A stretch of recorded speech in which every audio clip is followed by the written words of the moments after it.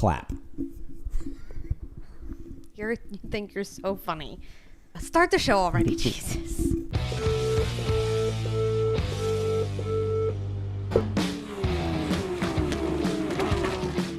Hello, Mrs. F1. Hello, Mr. F1. Race week. Part 2. Raw Keek. Raw Geek. That will never die. Race week will always be Raw Keek. Oh my gosh. Guys, welcome back to part 2 of episode 28. If you didn't catch part 1, make sure to catch it.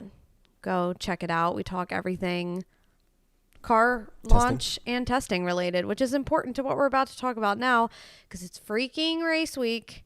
It's Raw Keek, baby. It's Raw Keek. Bahrain, let's go. Did you think this day would ever come? It actually came quicker than I thought. It really did. Like, when you're in it, it feels so slow. Like, you're like, oh my God. But it feels like Abu Dhabi was not that long ago. No, it doesn't. And I feel like once the car launches happen, it just, like, happens so fast. Yeah. Like, I remember watching, like, the second to last car launch, and they're like, oh, testing in a week. And I was like, what? Testing in a week? Like, wait, hold on. Like, slow down already. Oh, no, I'm all about it. Let's get this season going. I am excited. Like we talked about earlier, testing's exciting. It gets you like ready. It's a little dip your toes into the F1 pond again.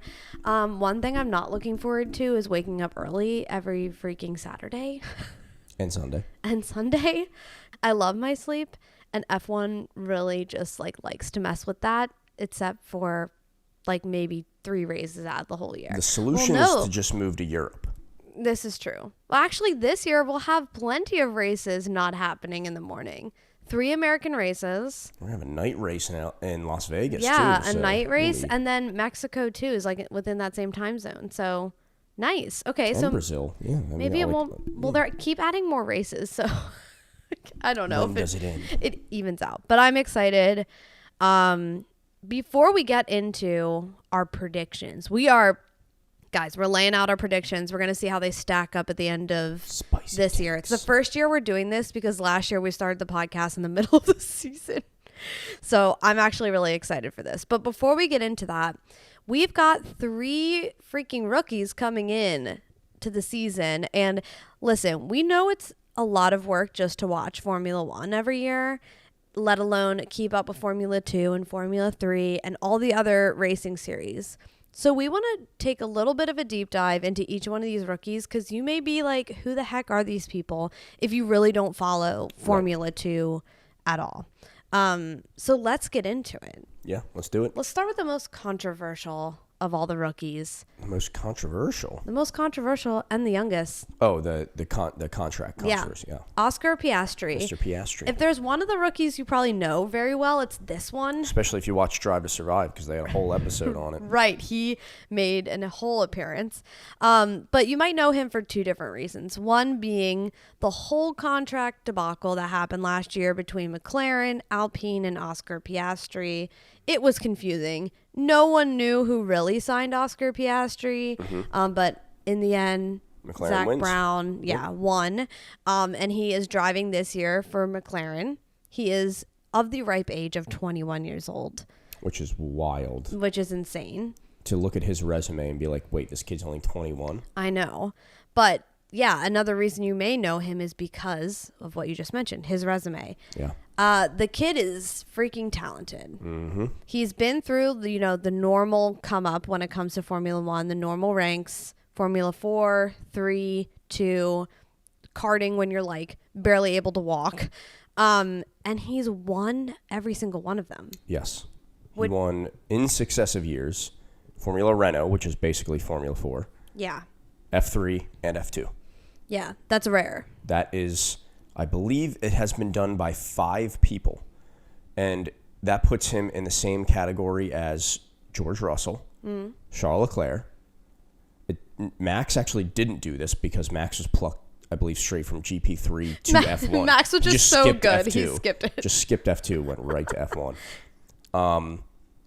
And there's other ones that I'm drawing a blank on right now. But, I mean, put your name in the same group as George and Charles, like, you're a good driver. Yeah, and I guess you could good driver. technically kind of count Max in that as well. Yeah. That's good company. And it sure is. And he still had to sit out a year of F1. This blows my mind. Yeah. This is why I've been harping on why we need more teams, because how does a kid as a rookie win 3 successive series and still be told, yeah, sorry, no seat for you? Not enough seats. Yeah, we need more seats. It's crazy. Yeah, I know, it is crazy with the talent like such as his, and like, science and facts all point to the very high chance that this kid is going to be a very successful driver, or at least stupidly talented, and he still had to sit out and wait. And he's been a part of the Alpine/Renault Academy team, so he's in an academy program, which is also a big sign that teams want you in the future. That you're talented. Yeah, so I mean, yeah, I think a lot of people are excited to see what he's going to bring. Will he stack up to what everyone's expecting of him? I think is a big question. I agree. And how does taking a year off affect him? Because, yes, he got to drive sim a lot, I'm sure. Yeah, and he was a reserve driver. Okay, but what, he did testing 4 times last year? Right. That's not enough driving. It just isn't. So I'll be curious to see how quickly he can adapt. We talked last week about how that McLaren is a poop box, to put it lightly. So a kid this talented trying to figure out a car that's not that great after having a year off, but having the racing pedigree that he has, it'll be really interesting to see how he can hold up, let alone being teammates with Lando. Yeah. That has to be intimidating, right? It's definitely not going to be an easy road for sure. But I find this really interesting that obviously everyone thought he was going to Alpine. He was an Alpine Academy driver. He was their reserve driver last year. All signs pointed to him driving for them at some point in time. But the whole debacle, and now he's ended up at McLaren.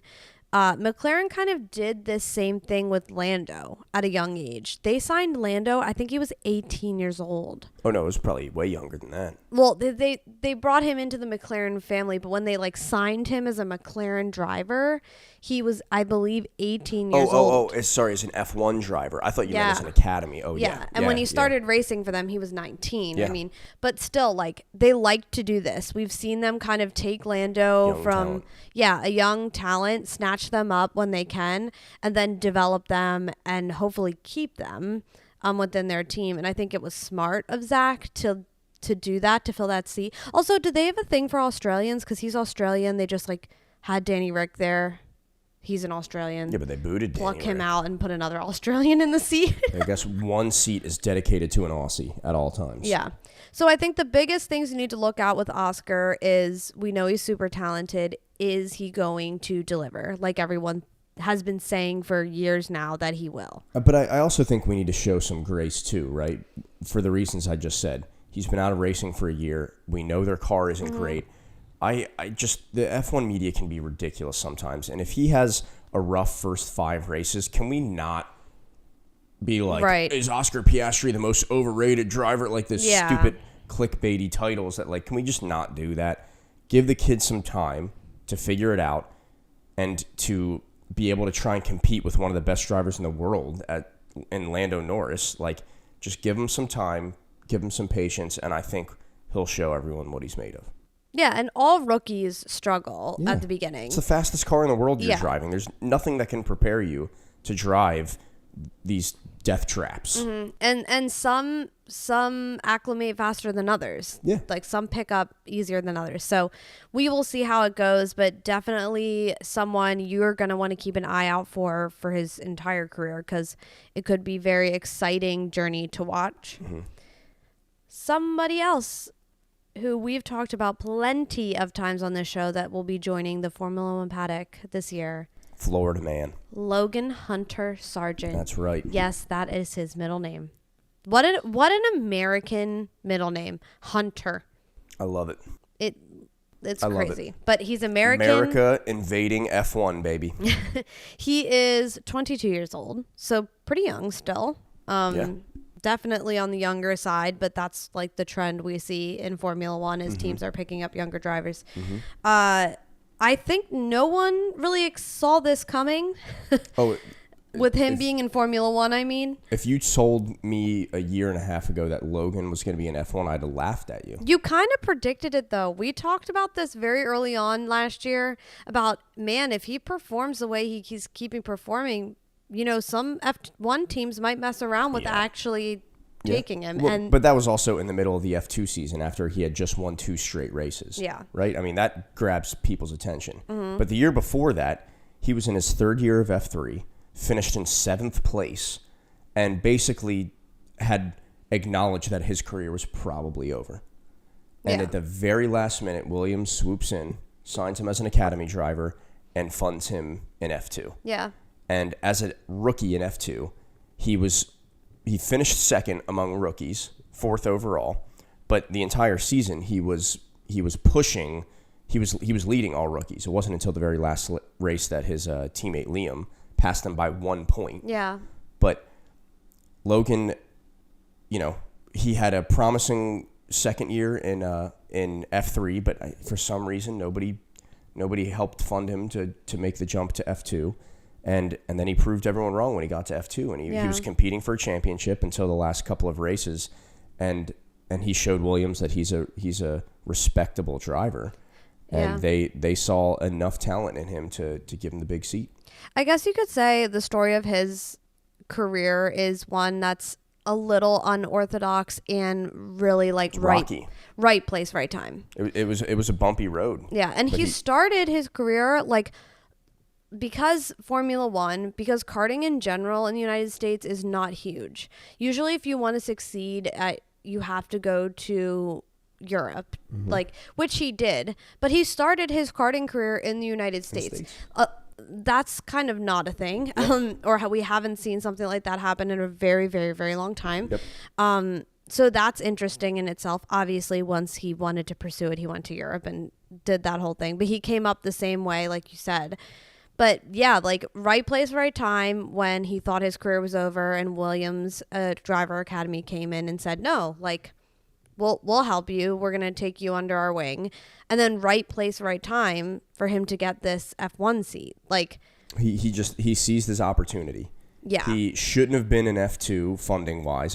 Talent wise, I think he deserved to be there. But, when it came down to money, he shouldn't have been there. He was able to get the funding. And then he showed everybody, hey, I deserve to be here by finishing 4th as a rookie, 2nd among rookies, and winning 2 races, finishing. He had a span where he finished 2nd in Baku, 1st at Silverstone, and then 1st at Spain or whatever the next Formula race was. 2, you're saying. In Formula 2. That stretch of 3 races is pretty ridiculous in F2. Those cars are standardized. It's not easy to be consistently at the top. Yeah. And I think that's part of Logan's downfall is that he struggled with consistency last year. But,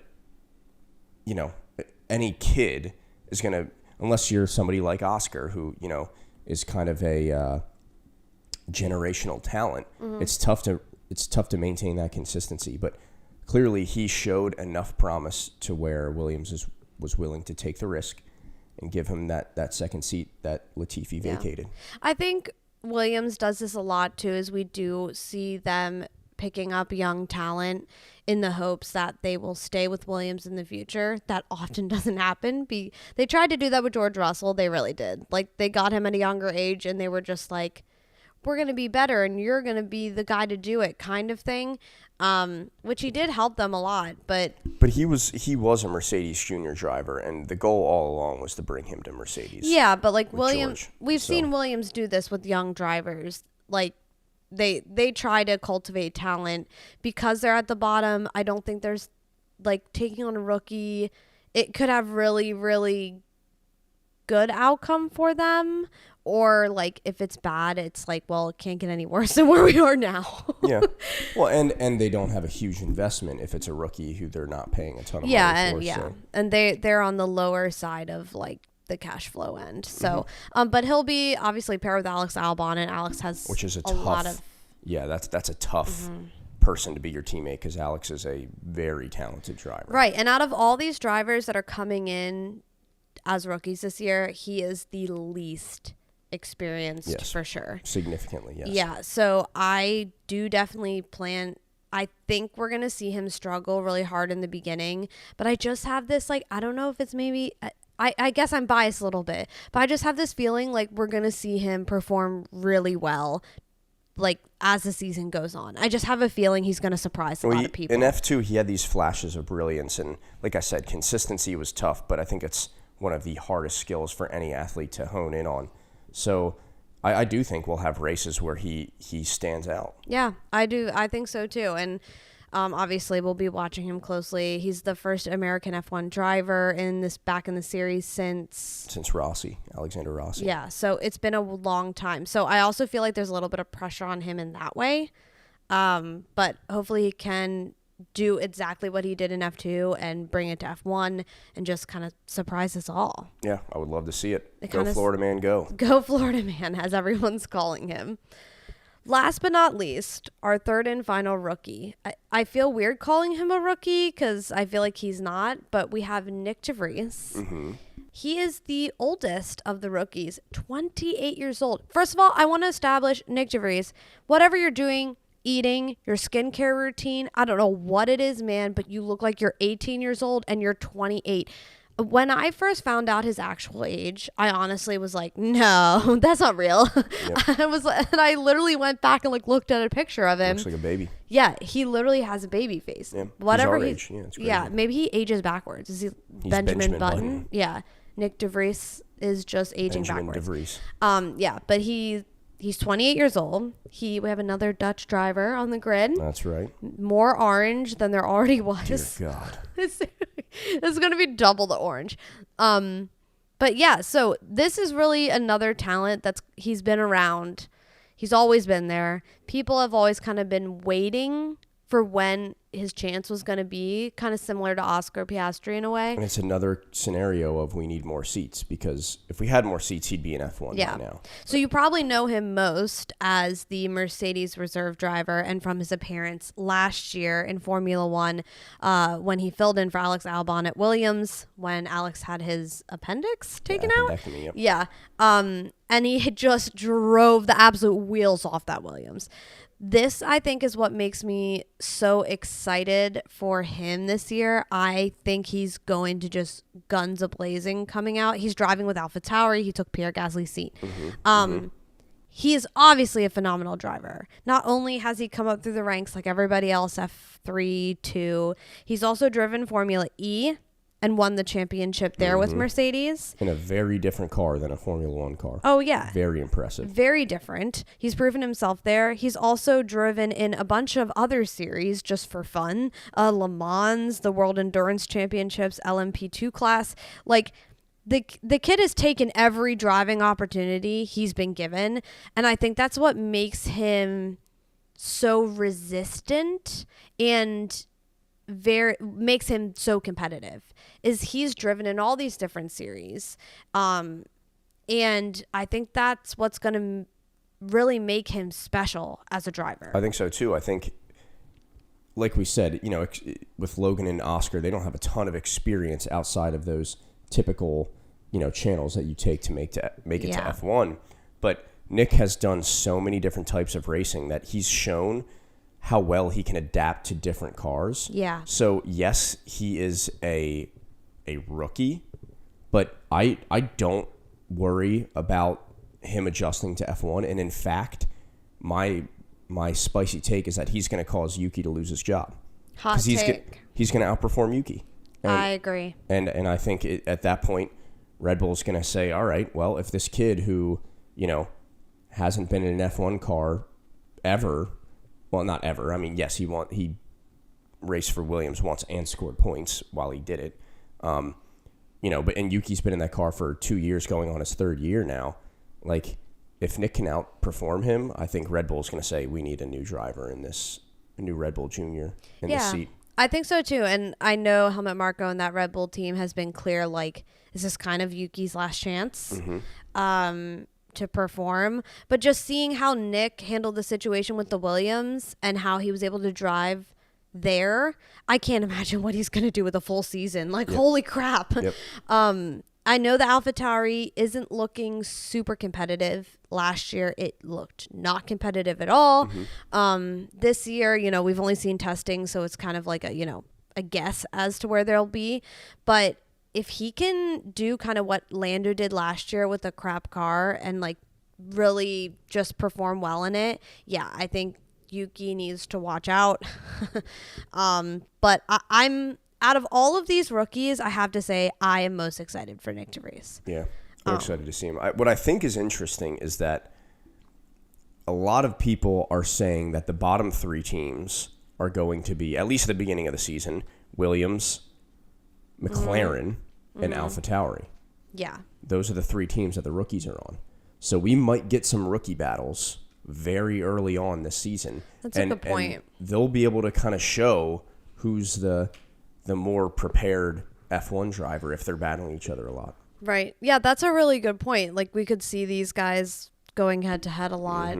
I mean, yeah, AlphaTauri and Williams, we know from their results last year at least, like, they're definitely going to be at the bottom. And McLaren will be at the beginning of the year. They will be. With what they're dealing with now. So it could be really interesting, to say the least. But I'm excited to see these 3. I mean, I feel like Nick and Oscar have been long awaited for their day in F1. So there's going to be, I feel like, a lot of pressure on those 2. I feel like Logan is kind of just, he somehow made it there. So maybe not as much pressure as Oscar and Nick would feel.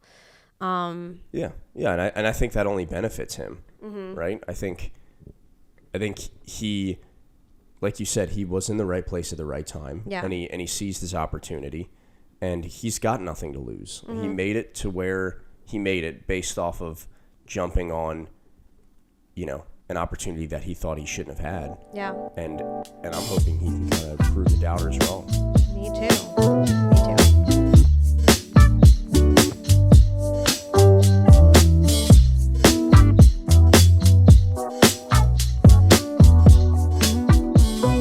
So before we get into predictions, let's get into where we're going to be racing for the first race of the season, Bahrain.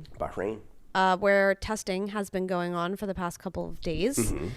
So obviously the drivers are familiar with this track. Out of all the tracks they race on every year, this is probably the one they know the best, like in and out, because you do testing here and you race here. It's a fairly simple track, too. Yeah, it's nothing crazy. There's a few tough turns. But Sometimes the weather can play a part more when it comes to temperature. Like we saw during testing, super hot during the day, super cold at night. Yep. Like people are having to put jackets on. So I'm seeing we could expect similar weather. Bahrain is a night race, which I love. Love a good night race. And I think this is where we're really going to see teams struggle when it comes to tires. Pirelli's bringing those new tire compounds for the season. We saw teams doing a lot of runs and testing them out in testing. But you just, like, tires are one of those things that's like you never know until the day of how it's going to go. Among other things, right? I mean, usually the first race, we see a lot of reliability issues because teams are still trying to figure out how to, keep the engine happy for a long period of time. But yeah, on top of that, there's going to be rookie drivers too that are kind of trying to figure out how to drive these cars. And Bahrain is one of my favorite tracks. I think it'll be exciting. It is an exciting track. Charles Leclerc won here last year. He did in the first race of the season, and a lot of analysts and even him say, like, this is his track. Like, this is a Charles Leclerc style track. He loves racing here, obviously. Do we have any predictions for what you think, who's going to take pole? Max. Okay. Max. By a mile. I'm going to say Carlos Sainz. Wrong. I think we're going to see it's either going to be a Red Bull or Ferrari driver, for sure. No doubt. I think the front 4, I think it's going to be Red Bull, Ferrari. That's my guess. Okay, interesting. Any thoughts on the race, things you're thinking we should look out for? I want to see if Aston Martin is as good as they seem to be in testing, because if there's reliability issues at the beginning of the season, and there usually is, and if they are the third fastest car, we could see one of Fernando or Lance or Felipe or whoever's driving on the podium. Yeah, that's a good point. Yeah, I like we said in our part 1 of this episode, was they looked so quick in testing and it looked so promising, but testing is one of those things where you're like, I don't know if this is real or not. It looks really great, but is it true? And you're right. This is, I think, qualifying. I will be definitely keeping my eye on them because that speed, like, the only question is, will they be able to turn that speed into wins and results? Because we've seen fast cars before, but not able to turn it in. Like, you can be fast on the straights, but that doesn't mean you're going to win a race. Or, when there's turbulent air around from other cars. Absolutely, yeah. And then you have the factor of Lance Stroll maybe not even being able to drive. So that's another thing. Let's talk about that, actually, because there's 2 scenarios here. Lance comes back. He's obviously recovering from a relatively serious injury. So he'll have to drive a car under those circumstances of injury. He hasn't been at testing, so he hasn't been driving this car. He hasn't gotten a good feel for it or how it's working or going. So that's another hurdle in itself. Yeah. Or Lance could be sitting this race out, and maybe even more races out. Right. And then we have Felipe Drugovich, who thankfully has been testing that car. So he's got some experience in it, more than some other rookie reserve drivers, would have normally. And then you're starting your season off with an experienced driver and a rookie, which is a little scary because when you've got a fast car, you want each of your drivers to extract as much as they can out of it. Right. For you need those winning. Those points are important. Yes. Right? And of course, throwing a rookie in that car, you're thinking, I don't know if he'll be able to push that car to its absolute limit. But Mike Crack had said during testing that Felipe didn't put, quote, a foot wrong all during testing. So they're clearly impressed with his talent. Yeah. And I've said it before, I think Lance is a good driver. I think Lance gets a lot of crap for being affiliated with somebody who can buy a seat. And boring. But I do think he is a good driver. So who are they better suited to put in? A driver who's probably better but is injured. Yeah. Versus a rookie who actually just tested at this track last week and has some experience. That's a tough call. Right. I mean, at the end of the day, if Lance is healthy, it's Lance. Right, of course, yeah. But if it's questionable and Lance wants to do it, doctors aren't sure. I think they let him sit this one out and give it to Felipe. And it's like, it's not like an injury where it's like his knee. Right. Yeah, it's literally he needs his wrists. Exactly. Like literally one of the main body parts he needs to participate in this sport. Yeah. His wrist. If it was his knee, he could probably get away with it. It is very, very important to have your arm strength, and if he can't do that, then or even if he's at 90%, I don't think they should risk it. So either way here, Aston Martin is starting off on a little bit of a sketchy ground. They got a tough decision. Yeah, because if in fact they do have the fast car that we think they have, and you're not able to extract all the possibility out of each one of those cars, it could be the difference between them taking third, fourth in the championship, fifth even. So we'll see how that plays out. Aston Martin has been very tight-lipped about giving any details about Lance. So they have. They've just been like, his wrists are hurt. It's like, okay, like how hurt? Like broken or like, ow, I have a bruise. Right. So yeah, and how much would that suck? Like Aston Martin is finally in a good place and the owner of the team's son is hurt. What if he's out for longer? He won't be. But if he really has, so the rumor is that he's broken both wrists. That's a pretty serious injury, especially if you're a race car driver. Yeah, could be 8 weeks, which is wow. That's but from when he got hurt, and we don't know when that was. It's presumably like a week before. So he could miss 3-4 races, possibly. It could play into his favor, that long break after Australia, the like mini summer break that we have, but. Yeah, I mean, we'll see what happens, but that could be a scenario. What do you think about these rumors about Sebastian Vettel coming back to drive for them while Lance recovers? Yeah, I think their better option would be Felipe because he just tested. I love Seb, and I would love to see Seb back in an F1 car, but I think Felipe's kind of earned he put the work in. Mm-hmm. He kind of earned that drive. Yeah, so that's been I'm sure definitely Aston Martin is covering all of their bases, but that would be crazy. It would be. It'd be wild. It would be also like 2 championship drivers in both of your cars. That's pretty crazy. Multi-championship drivers. Yeah, that would be amazing. But anyways, I think a team I'm going to probably be watching besides Aston Martin and my favorite team, Ferrari, is Alpine. I'm really going to be like watching out for them because testing was a little weird. No one really knew where they were. They didn't put in a lot of laps, but they were acting really happy with their program. But everyone was like, are you sandbagging? What's happening? So I'm really interested to see like when they go full out, what that looks like. And also Pierre, like I'm just rooting for Pierre. They have one of the best driver lineups. I think Esteban and Pierre are very, very good drivers. Yeah. I'm excited to see that. And they did really well last year. So yeah. That it's exciting, and they could be competing for some of those top spots. They could be throwing a wrench in some of those teams' plans. So that's just a team I'll be watching. Anything else? Oh, I have this one little feeling. I just think this year is going to be Guan Yu Zhou's year. I just feel it. You think so? I think so. I don't know what it is. The Alpha looks good. It's looking good. That has nothing to do with Guan Yu Zhou's talent. But I mean, like, he has to have a good car to perform well. Like, he can't I thought you just meant the car looked good. No! I was like, okay, I see what you're saying. The car looks good as in, like, driving. It also does look good livery-wise.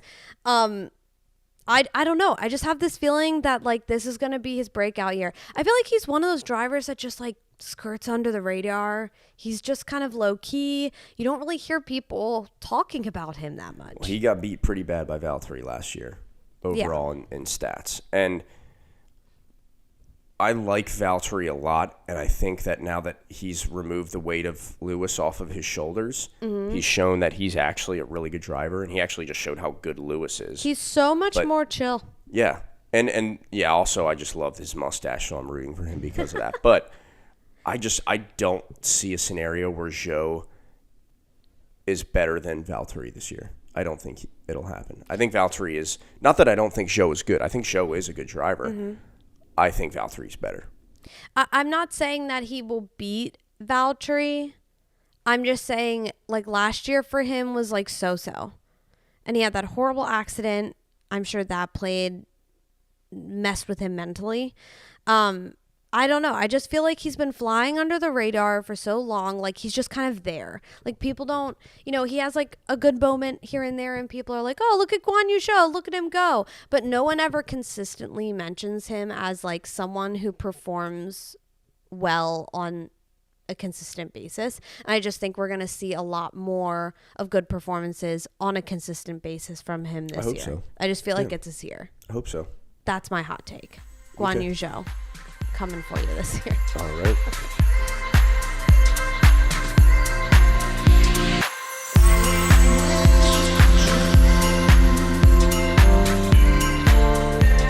Should we get into our predictions? Let's do it. Everybody, write these down because we're going to be holding ourselves to these at the end of the year. So the predictions we're going to make are for who's going to be the top 3 finishing teams, the top 3 finishing drivers, and who's going to be the best of the midfield, best of the rest. You got it. Okay, let's start with our top 3 finishing teams. You go first. Just go through them, and then we'll talk about it. Okay.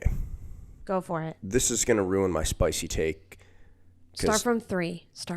Okay, well, Suspense. Now it's really going to ruin my spicy take. My number 3 team this year is Aston Martin. Okay. Can't wait to get ripped apart for that in 7 months. But number 2 team, obviously, Ferrari. Okay. And I don't even need to say the number 1 team. It's going to be Red Bull by a mile. Okay. those I think are all. I have the same predictions. Wait, you had Aston Martin as 3? Yeah, I Did have you Aston really? Martin as 3. So I also have Red Bull, Ferrari, Aston Martin. I think from testing and the way Red Bull finished last year, it's clear. I think Ferrari's going to bring the fight to them this year, but I feel like from what I saw in testing, and I just, unless something happens during the year, unless they're able to bring some sort of upgrade, I don't see them beating Red Bull. I see them bringing the fight to them and beating them on certain occasions, but I don't see them overtaking. I think the point disparity this year will be worse than the point disparity last year. Interesting. I think that Red Bull, I think the only races that Red Bull won't win will be glaring mistakes or DNFs. Okay. Okay. And yeah, we both had Aston Martin in third in the constructors. I just, I don't know. There's a little scary how good they looked.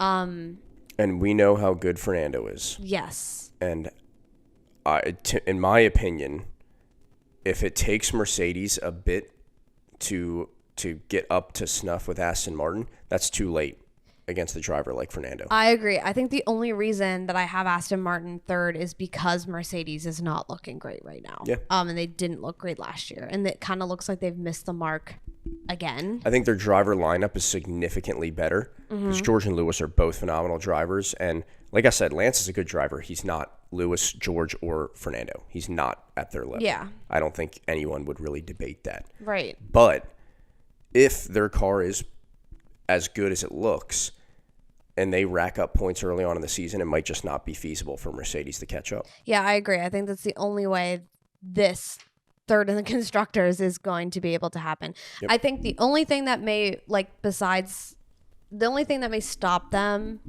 from getting third or like racking up those points early on is consistency. Is reliability. Yeah. We did see them have a small reliability issue. Yes. They were one of the very few teams that had a reliability issue where And they they actually had had reliability to stop. issues last year too. Yeah, they did. So this is where I'm like a little skeptical. Do I believe the hype? I'm putting them in third, so obviously I'm believing in the hype. Or maybe it's just we want to give a spicy take. Maybe. No, honestly, I'm not just saying this for this, clickbait. They look good. Yeah. And they did look good last year at certain points. It's just like they missed the mark too many places with that car and it cost them. So I think they've worked it out over the break. So yeah, so you heard it first. We have the same. Our top 3 constructors. 1 is Red Bull. 2 is Ferrari. 3, Aston Martin. Yep. All right. Let's move on to Drivers. our driver championship. I'll do the same thing. 3, 2, 1. Okay, go for So it. third, Charles. 2, Checo. 1, Max. Okay. Easy. That one I'd actually put money on. Okay. Well, go ahead then. Put money. I might. Anyone know any bookies? Go to the casino right now. Yeah. I mean, I feel like that's a very logical guess. Yep. From you. I have something similar, but not the same. Let's hear So in third, I have Carlos Sainz. In second, I have Charles Leclerc. And in first, I have Max Verstappen. So do you think Ferrari? No. So Ferrari's going to have the second and third place, but they're not going to win the constructors because Max is going to have too much. Yeah. Okay. I think Max is going to just dominate. The reason I don't have Checo on there is I think this is the year it's going to happen. Oh, you think he's going to get axed? The second Oh. No, not axed. I think the second seat curse at that team is going to come into play this year. I think this is how, and I think I mentioned this on our Brazil episode. I think Checo has been living in this la la land with Red Bull for a while. Oh, there's no number 1 driver. They love me just as much as Max. And I think we started. Well, I think he knows. No, I don't think he does. I think he really was when it comes down to it, I won't be the one who needs to be sacrificed. and like that happened in Brazil. I just think like what happened there is going to seep in and affect this season. I think your scenario could work if he does get axed in the middle of the year and they bring Danny Rick in, their reserve driver, because then they still could clearly have enough points for a championship, but because the points would be split between Danny Rick and Checo, they wouldn't finish in the top 3. But I just think that if they're as good as they say they are and as good as they look and significantly better than everybody else, including Ferrari, I just don't see how Checo doesn't finish higher. I mean, yeah. Without them not winning the Constructors. Yeah. This is bold. The reason I have that this way is because, like, we've seen it time and time again with that second seat at Red Bull. Nobody lasts very long there. But I think Checo is the exception because, A, they constantly put Red Bull Juniors in that seat, and Red Bull Juniors that they thought would live up to Max's level of talent, which is ridiculous. And then as soon as they didn't, they just immediately disfavored them for Max's race. Whereas I think Checo has succeeded because he's embraced the fact that he is second fiddle. And he drives knowing, okay, I'll get the second best strategy and just take advantage of the points when I get them. I mean, I see your point. But, like, I think, too, Checo is at an age and a point in his career where he's like, I'm not here to play the supporting role. I'm here to win a championship. Well, then he's got to pass Max. I know, but, like, in those crucial moments when it comes down to it, they will always put Max first. I know people say, no, that's not true. No, everybody knows that. They will. And, like, if it means sacrificing Checo's points over Max, they will pick Max every time. Of course. And, like, I'm sorry, but when you're at a team like that and you start to see that happen to you all the time, Checo got a little bite of it last year. You start to sit there and think, why am I here? Like, he's older. He's been in Formula One for a while now. He's probably not going to be in Formula One for much longer. I mean, he's got young children. He has a wife. Like, so he's at the point in his career where it's like, it's now or never. Like, I do this now or this isn't going to happen for me. So I think if we start to see more of those situations happen, I could see Checo being like, what is, I could just see the armor cracking. That's all. I just think the curse of the second seat is going to come into play this year, and we're going to see absolute havoc, like, just going on that side of the garage. That's my prediction. Okay. It may be a little crazy. It may be a little out there, but that's what I think. Sounds good. Your prediction was very logical, and I appreciate that. Sounds good. You're logical. Okay, so for you, we have, sorry, to recap. It's Charles, Checo, Max. Yep. 3, 2, 1. Charles, Checo, Max. Max being number one. Mm-hmm. And mine is Carlos, Charles, Max. Yes. Okay. Who do we think and are we predicting to be the best of the rest, the top of the midfield? It depends how you define midfield, because I think we've made it clear that we both think that Mercedes is going to be battling with Aston Martin. I feel like midfield is 5 and lower. Okay. Well, in my opinion, I mean, midfield has always been 4 the past couple of years because the top 3 have been kind of in their own echelon. Okay, yeah, that's fair. So my answer is, if it's top 3 is the higher echelon, and then, you know, the middle tier is everything below that, then it's Mercedes. But I agree with you in that I think Mercedes is kind of included in that top tier. So best of the rest after them, I'm going to be ballsy. I'm going to say Haas. Wow. Is this the year? I think so. I think K-Mag and Hulk are both realize how lucky they are to be back in the sport. And I think K-Mag showed that last year, and he drove phenomenally, better than Mick. Yeah. Hulk, I think, is less talented than K-Mag. So that could be a problem. And if it is a problem, then they'll lose out to most likely Alpine. But I'm kind of hopeful that Hulk can kind of seize his opportunity, maybe get a podium, just get a lucky podium that guy in a race in the rain or something, and finally get his podium after however many races. 4 million races. Yeah. But no, I think Haas, if we're not including Mercedes, Haas will be the best of the rest. Okay. Yeah. Fair enough. I have Alpine being best of the rest. Okay, that's fine. Just from how they performed last year, but also I think it's just going to take them to another level this year that they have Pierre. 2 drivers that are... Yeah. Obviously Fernando's stupid talented, but they had some reliability issues with the car last year. And also they ran into issues with Fernando and Ocon fighting, which I think prevented them from performing a little better than they probably could have. And obviously with Fernando leaving them suddenly, like that, I know teams don't want to admit it, but that rocks you a bit and can affect like the rest of your season. Yeah. They did perform really well last year, and I just think with Ocon and Pierre, I think they're going to dominate again. Yeah. That's how I feel about that. Okay. But I don't know, because their testing has been so weird. I'm like, maybe not. I think those 2 drivers are good enough to, even if their car is underwhelming, still drag them into the points and certainly be able to beat AlphaTauri, Williams, and probably McLaren. Yeah, probably.